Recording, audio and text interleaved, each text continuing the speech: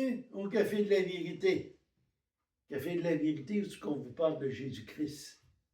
On vous parle de la parole de Dieu. Le message que je vais vous donner, là, c'est un message qu'Yvon, une étude qu'Yvon a fait, que j'ai retravaillé un petit peu, pas parce qu'elle n'est pas bonne, elle est très très bonne, mais pour les besoins du vidéo. Puis comme c'est pas Yvon qui le donnait, c'était moi, ben je l'ai mis pour que ce soit plus facile pour moi à le donner. Donc, il y a pas des changements en tant que tel, peut-être dans la formulation.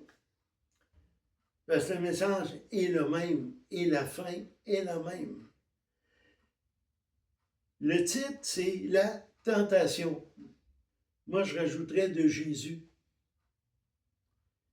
au désert.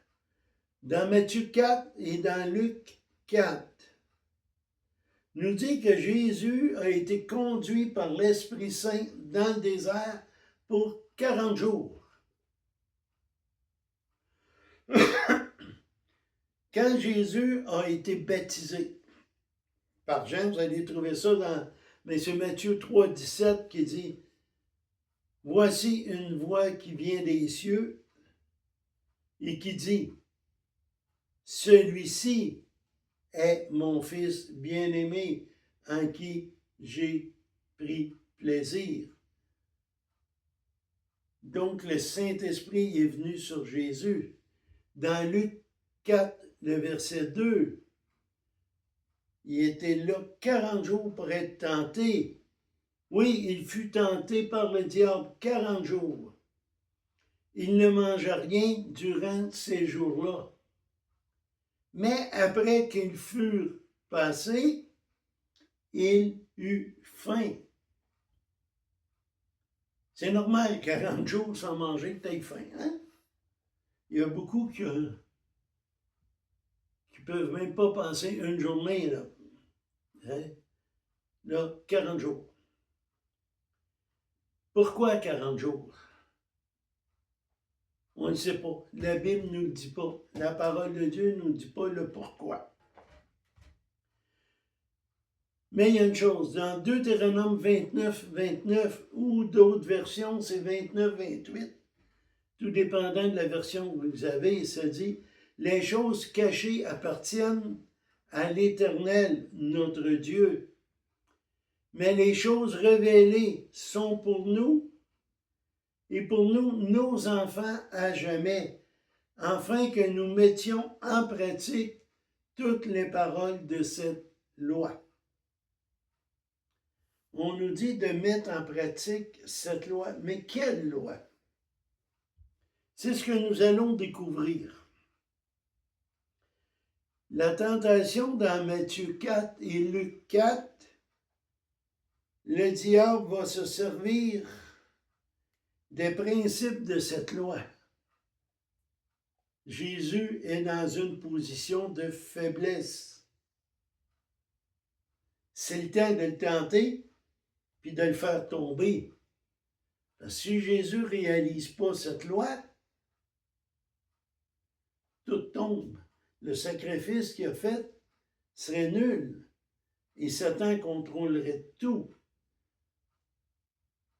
Dans Jean 1, 14, ça nous dit « Et la parole devient chair, il habita au milieu de nous, et nous vîmes sa gloire, une gloire comme un Fils unique de la part du Père, pleine de grâce et de vérité. »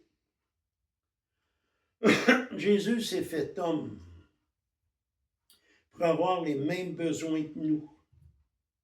La faim, la souffrance. Imaginez-vous au gros soleil dans le désert. Hein? Le diable connaissait le pouvoir de Dieu. Donc, on attaque quand il est à son plus faible. Parce qu'il savait, sinon, il ne peut jamais gagner, il n'y a aucune chance. Donc, Jésus, Tu sais, là, il est grand, puis l'homme, là, Satan est prêt à lui donner de la nourriture, là. Et tout, il le fait tomber. Mais Jésus répond, l'homme ne vivra pas de pain seulement, mais de toute parole qui vient de la bouche de Dieu. Avant de manger un spaghetti, il est mieux de manger un peu de la parole de Dieu. Parce que l'esprit doit passer avant la chair. La deuxième tentation, Jésus fut transporté sur une autre montagne, la plus haute montagne. Et Satan, qui présentement est le prince de ce monde, il dit à Jésus, regarde là, tout ce que tu vois là. Si tu m'adores. Non, c'était sur la montagne. Il dit, si tu sautes en bas, le Père va envoyer des anges pour t'attraper avant que tu tombes à terre et que tu te casses une jambe, une cheville ou autre. Jésus a toujours pris la parole, c'est l'épée. Il a dit, tu ne tenteras point le Seigneur ton Dieu. Ça n'a pas marché. Alors Satan l'emmène au temple. Et là, au temple, il lui dit, regarde, tous ces royaumes, je te les donne si tu te mets à genoux devant moi. Il voulait que Jésus l'adore. Il savait très bien que si Jésus aurait voulu, OK, hey, moi je le veux, là. N'oublions pas que le monde, dans ce temps-là, n'était pas grand comme aujourd'hui, là. Les pays connus étaient tout alentour de Jérusalem, d'Israël, là. Et Jésus lui a répondu une chose. Dieu seulement qu'on doit rendre gloire et adorer, qu'on retrouve dans les commandements. Un seul Dieu, tu adoreras, tu aimeras de tout ton cœur, toutes tes pensées. Donc, ça n'a pas encore marché. Ma question aujourd'hui est, la loi est cela,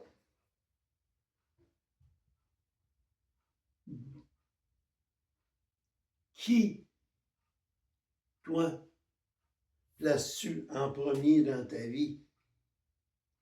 Dieu, sa parole, ou ta grosse maison, ton bateau, ta moto? Qu'est-ce que tu mets dans ta vie? Ton portefeuille? Non. Ce que tu dois placer dans ta vie, c'est Dieu. Jésus a dit dans toutes les occasions, tu ne tenteras point ton Dieu. Tu n'adoreras point autre que ton Dieu. C'est ce que tu dois faire. C'est un exemple que Jésus nous dit. Dieu en premier et le reste ensuite. Je ne me souviens pas du verset exactement, là, mais il dit, cherchez d'abord le royaume des cieux et toute chose vous sera donnée en plus. Cherche Dieu et Dieu va pourvoir à tes besoins. Pas à ton luxe, là, à tes besoins. Pas ce que tu sois riche, là. Comme certains disent, ben t'as pas assez donné à la dîme, c'est pour ça. Mais les seuls qui sont riches dans l'Église, c'est eux autres. Non. Non. Place Dieu en premier, puis il va pourvoir à tes besoins en son temps. Donc, la loi ici, c'est simple. Dieu numéro 1, le reste ensuite. Regarde devant toi, regarde vers la croix et non vers le monde.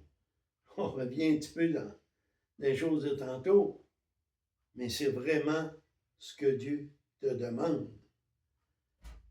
C'est sûr que tu vas réussir à faire cela si tu es né de nouveau. Romains 3, 23 dit, car tous sont péchés, ils sont privés de la gloire de Dieu. Mais Dieu nous a tellement aimés qu'il nous a donné son Fils pour qu'on soit lavé de nos péchés. Prie, demande à Dieu pardon des péchés, remercie-le pour Jésus et crois qu'aucune religion, aucune bonne œuvre peut te sauver. Seul Jésus mort à la croix, seul Jésus qui à la croix a versé son sang pour toi. Il y a même des larmes de sang qui ont coulé. Pourquoi? Parce que je suis pécheur. Tu es pécheur. Tu dis pardon Seigneur. Merci pour Jésus. Baptise-moi de ton Esprit Saint. Faites cette prière rapidement. Levez les pouces en l'air. Partagez et inscrivez-vous si vous ne l'êtes pas inscrit déjà. Amen.